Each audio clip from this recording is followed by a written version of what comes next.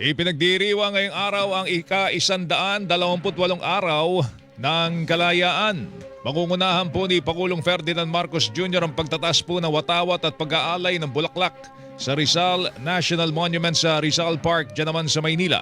Bukod po dito, meron ding aktibidad sa Emilio Aguinaldo Shrine, Kawit, Cavite, Andres Bonifacio National Monument sa Caloocan City, Baraswain Church, Historical Landmark sa Malolo City, Bulacan, Pinaglabanan Memorial Shrine sa San Juan City, Museo ng Kasaysayang Panlipunan ng Pilipinas, Angeles City dyan naman sa Pampanga, at Mausoleo de los Veteranos de la Revolucion sa Maynila. Bukod po dyan, may mga job fair din na idinaos po ang Department of Labor and Employment ngayong araw.